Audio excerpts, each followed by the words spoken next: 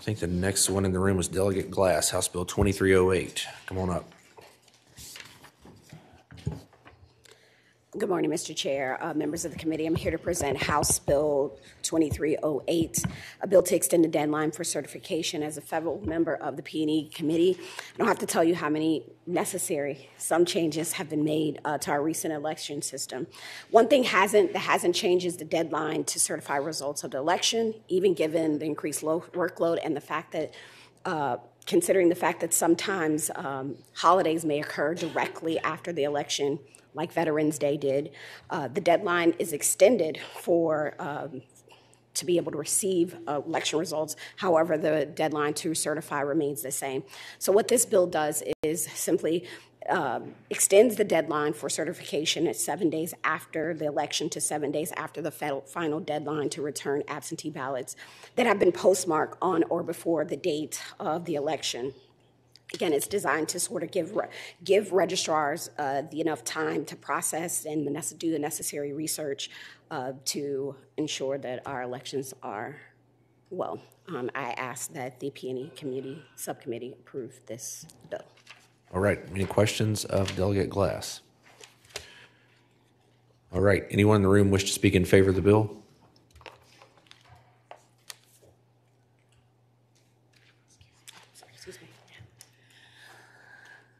Good morning. My name is Pamela Brigham on behalf of the League of Women Voters of Virginia. The League supports HB 2308.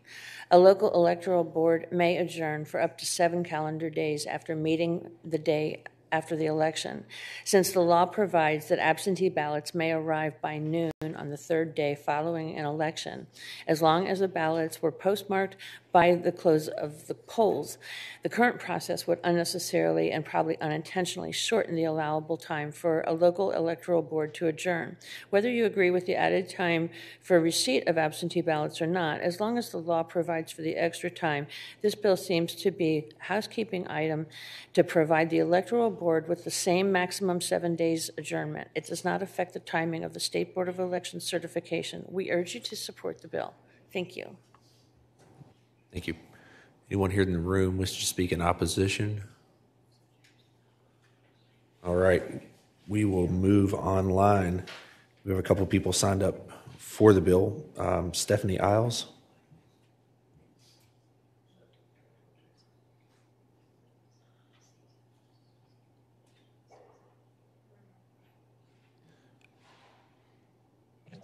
Sorry about that, having some technical issues.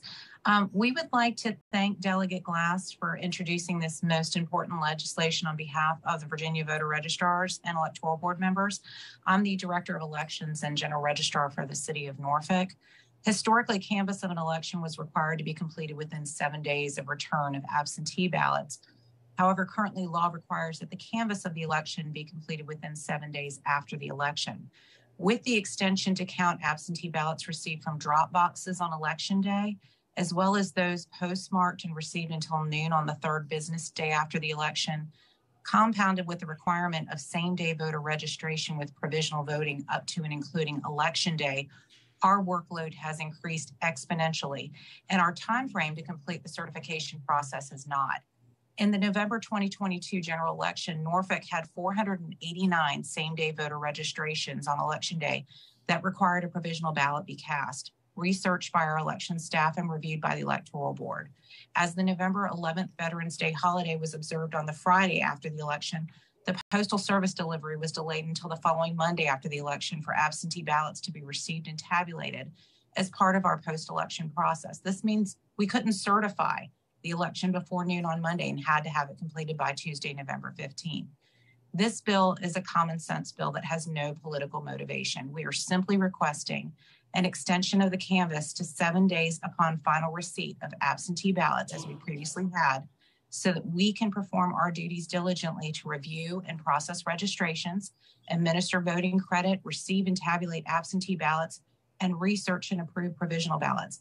We respectfully ask the committee support us in voting for this bill so we can complete these requirements and provide accurate election results to strengthen confidence in our electoral process. Thank you so much. Next I have Allison Robbins.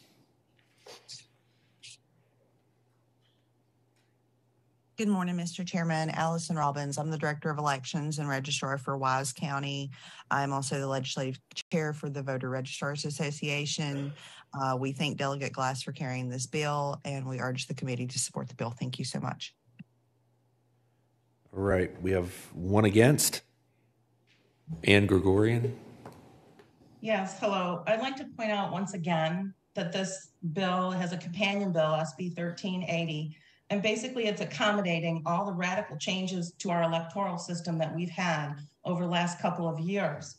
So I'm not sure that accommodating bad choices in process and changing electoral processes that were made to accommodate an emergency pandemic and that continue today because some people liked how they worked is necessarily the right course. So we extend this. What happens when ranked choice voting comes in? We're going to extend it again because we have precinct results that need to come in, or it's a difficult tabulation, or somebody's software goes down. This is just, again, accommodating a bunch of processes in our election system that don't need to be there. We're taking something very simple, an election, and we're turning it into, I don't even know what it is. But I'm sorry, I'm very frustrated with how this is going. I appreciate your listening. Thank you. I've two people signed up with no position, Mr. Crow and Mr. McBride. Do you all want to weigh in on this?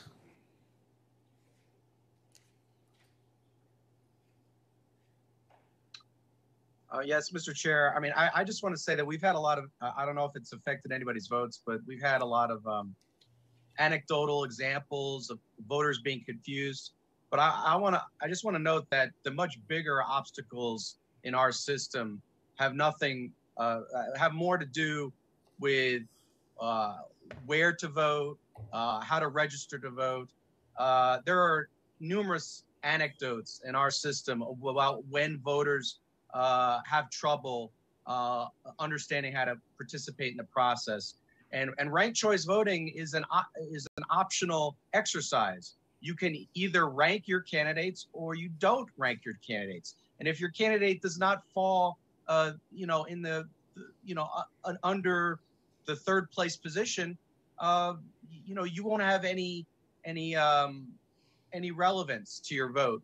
So I just want to make that note, and it's a much bigger benefit to voters when we talk about military ballots and primaries and things of that nature, where the voter does not have a chance to change their vote if someone drops out and things of that nature. So I think it's much better. This particular bill, I don't mean to interrupt you. I think this particular bill, though, is on the period of counting the votes and certifying the votes. The ranked choice bills are coming up here momentarily. Oh, okay. I think maybe I accidentally signed up for this one then. Sorry. Is there anyone else wishes to speak on this bill? Come on up. I'll be brief. Nancy Smith, Middle Resolution PAC. We oppose this bill more in principle than anything else. Virginia has now one of the longest election seasons in the country.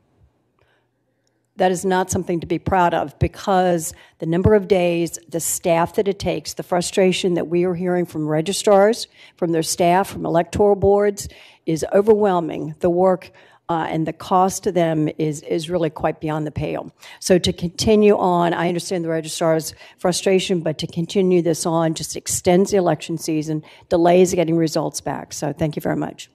Thank you.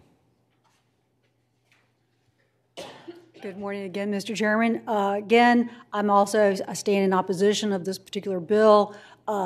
Having worked in 2 localities over the last 3 years with their absentee ballots and their process, in the 4th Congressional District now, there will probably be at least 3, probably 4 or more elections this year alone.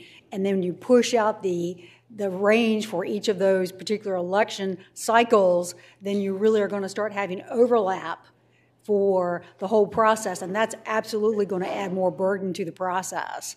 And The localities, yes, it's more work, and I'm sure, though, that the same-day registration is brought up by the example was thought about in terms of, gee whiz, what is this going to do and impact to the localities? And perhaps it's the same-day registration that needs to be reviewed and with repealed rather than it continuing on to extend. So we are in opposition. Thank you very much.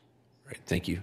Delegate Glass, I'm trying to make sure that I understand the math on this. So if we can accept absentee ballots up to 3 days after the election, is that correct? That's and then your bill would extend the canvass up to 7 days past that. 7 days after the final deadline for the return of absentee ballots. For a total of potentially 10 days, is that correct? Potentially, yes. Okay.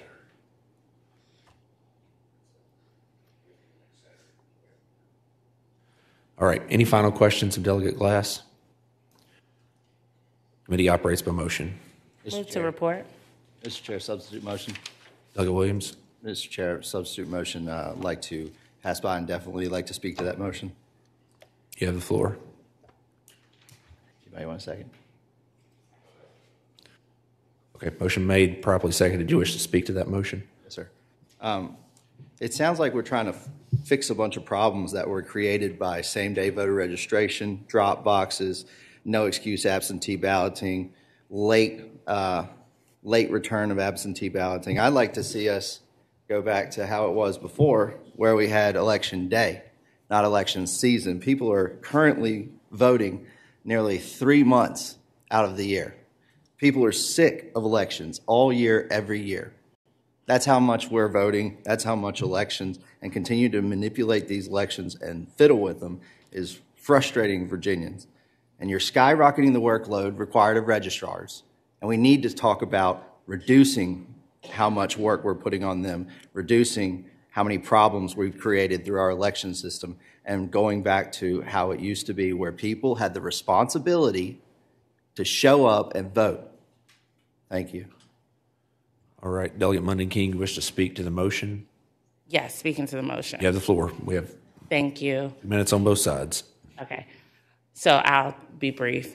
Thank you for bringing this bill. Thank you to the registrars. There could not be two more different places than Wise County and Norfolk, Virginia, and for folks from those two locations to understand that this will help the people who actually do the work, I think is impressive. So thank you so much. It's unfortunate that a simple, good bill seems like it's going to be passed by because it increases the number of people who can participate in our democracy. Because our democracy is more open and the only 500 people who use same-day voting have become such an issue for people that they'll pass by this good bill. So I apologize for that, but thank you for bringing this forward. Delegate Sickles. Mr. Chairman, remind the committee that the 45-day period is required under federal law. We had a bill in here a couple years ago that Senator Reeves had and some other well-meaning people who wanted to allow the period to continue even longer, and we restricted it to 2.5 days, but longer so that the military and overseas ballots could get in. And we restricted it to the day that the provisional ballot has to be confirmed. That was in the law for a long time. If you cast your vote provisionally, you have to come into the registrar and prove your residency, et cetera, by noon on Friday. So we made that a consistent day. And it always confuses me, like a lot of people voted in the gubernatorial election. Our side lost under these new rules. The other side is doing pretty well under this, and to say it's too much trouble to have more access and have more people vote is just a ludicrous statement for me. I think both sides should want as many people to vote as possible, of course, that are legal to vote. And if you have more time, if they're voting earlier, you have more time to decide to analyze whether they're fraudulent voters or not, which some people seem to think there are. But it's safer under this current situation than the situation previous. So anyway, I hope the committee will support the registrars. Thank you. Thank you, Delegate Sickles. Been a motion made, properly seconded, and debated, I might add, to pass by House Bill 2308 indefinitely. Members wishing to vote on the electronic voting board.